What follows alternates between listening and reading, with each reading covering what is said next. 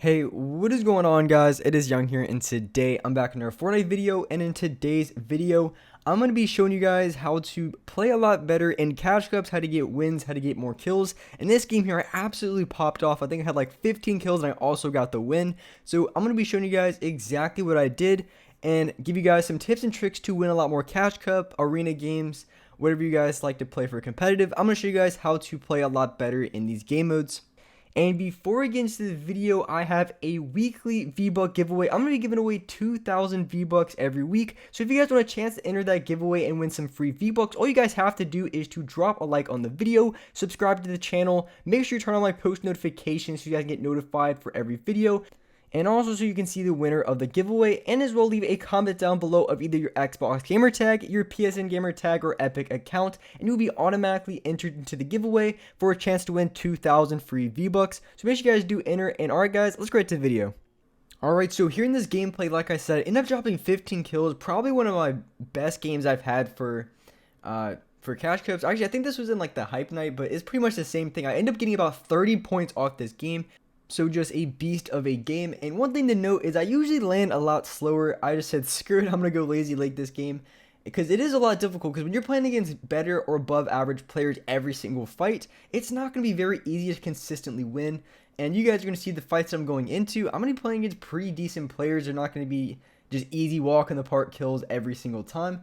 So what I would do is I would like to recommend that I would definitely recommend playing for in-game, because when you play for in-game, you really guarantee yourself a lot of points, because if you look at like a lot of the pro players in the game, most of them do get a lot of their points towards the very end. So that's what I would recommend doing, is making sure you get your points more towards the end. I wouldn't recommend playing aggressive off the start like I did in this game, but sometimes I'm like, screw it, I just feel like pushing as hard as possible.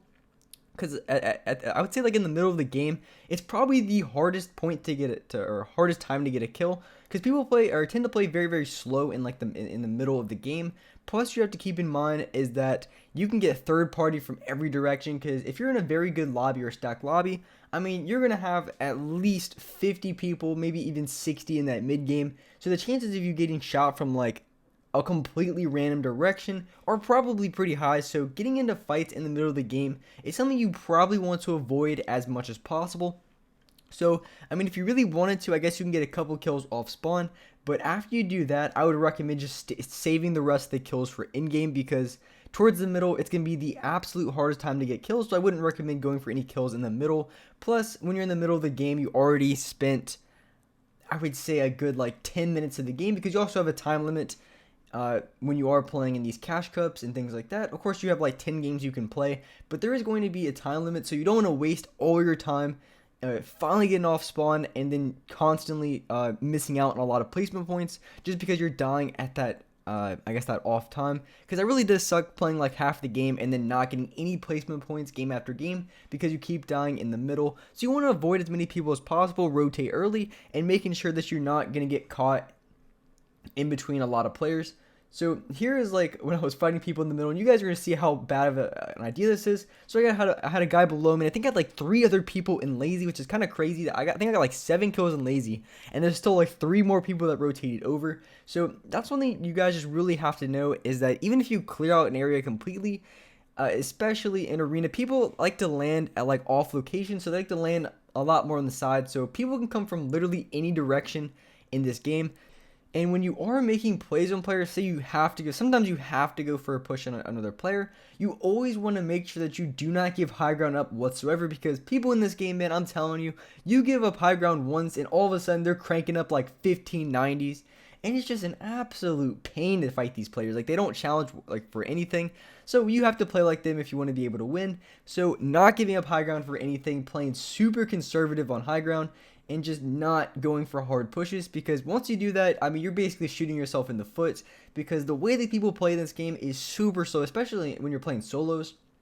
People are going to be playing extremely slow, so you want to make sure that you're not going for any type of play that's too aggressive. You don't want to drop down. I know I had like a couple kills ago, I ended up dropping down for another player. That was extremely risky. I wouldn't recommend doing it. I just said, I sometimes I just full send it sometimes, and don't really make the best decisions. But you don't want to do that. You want to make sure that you're playing really, really conservative, and then once you have high ground, you want to make sure that you can keep it for as long as possible, and especially in that in game as well. If you can hold high ground, you're gonna be absolutely set. You're gonna get the most kills, and you're gonna get you're gonna just have the best time on high ground at the very end of the game. You just have to be very considerate with the amount of mats that you have, the mat count, because that's really the only problem that you can have towards the end of the game. Especially if you already have high ground, if you're already a good player at the end of the game getting kills, the only issue you're probably gonna have is going to be having enough mat count to get high ground. And you're gonna see when I go up against one of the last players in the game, I'm gonna be able to get high ground, and because I waited a little bit longer than he did,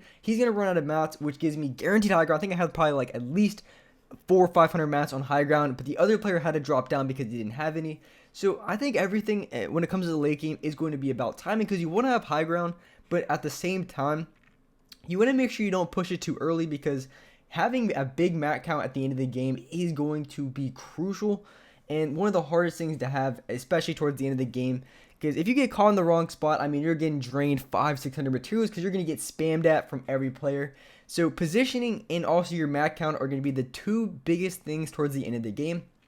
Because if you have bad positioning, I'm telling you, you're going to get spammed by 4 different teams. Your mats are going to be gone. You're going to get ripped. You're going to get hit by nade launchers.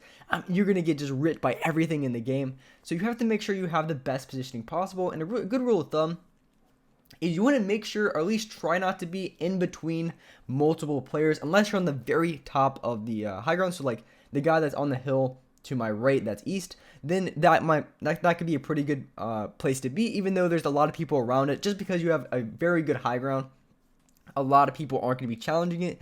But if you are in the middle and you have people all around you, high ground, low ground, but if you're in the middle like that, I mean, you're going to get shot from every direction possible. I wouldn't even try to peek at anyone, because the second you peek at someone and if they get a shot on you, I mean, the whole lobby is going to take shots. So you want to have good positioning. I would say stay closer to the edges unless you have high ground. You only want to be in the middle if you have the highest point in the game. And one thing that I do that you guys want to do as well is when you're in bases, make sure you guys use cones, place cones on the floor, and also place cones on the ceiling. And the reason you would want to place a cone on the floor instead of something like a ramp, because with a cone, it's super easy to edit if you want to edit a ramp in front of you, so you can peek out in front of you. If you want to do it behind you, you can do it. You have pretty much all movement without having to completely flip the ramp, and it really screws you over, because say you want to move very quickly, all you have to do is just reset the cone, versus on the ramp, you're probably going to end up having to break it. And so you want to place a cone inside of your, I guess, 1v1 or one by one at the very end, because once you do that, you're going to be able to have a lot more movement, and you're going to have a lot more sights than other players. And you can see the angles that I have. I mean, it's going to be very hard to get a shot on me just from like the angle that I'm at, just from like the shots that I'm taking. And also keep in mind, when you are taking shots, you really want to know the angles that other people can shoot you at, because that guy that I beamed just a second ago, I mean, absolutely beamed across the map. I mean, I think he was looking down at another player that he was fighting, and he wasn't paying attention. I absolutely ripped him from across the map with the AUG L2 spam. I just L2 spam the meta that guy, ripped him with 2 burst. And that's one thing you have to be very careful of, is getting lasered from other teams, because as you can see here, I have very, very good position. As you can see, I'm going to be able to get shots on every player in this game. The only really issue I have to worry about is the guy on the very, very top. But since everyone's on that side, they're all going to be fighting. I'm in the best position possible, because I really don't have to worry about anybody behind me. I don't have to worry about anyone to my side. So if you can do that, that's going to be the best position you can have, is where you have everyone in one direction. So right now, everyone's going to be in front of me. Everyone's going to be at least in front of me or a little bit to my right, meaning that behind me or like to my back left, there's going to be nobody whatsoever. So when no one's behind me like that, it makes me able to make a lot of plays. I can go for the shots I want without having to worry about getting spammed from 15 different angles. So here I noticed I had a very good opportunity to go for high ground, about 500 materials. And I believe the guy that I was going against ran out of mats, so he had to drop down. And the reason why he was out of mats, if you guys saw earlier, is because he got high ground way too early.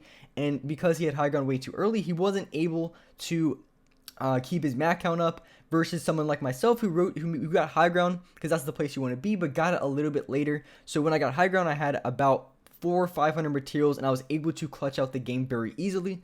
And with that being said, that was wrap up for this video. If you guys enjoyed this video, if you guys liked it, make sure you guys do drop a like, subscribe to the channel if you haven't already, turn on my post notifications so you guys are notified for every single new video.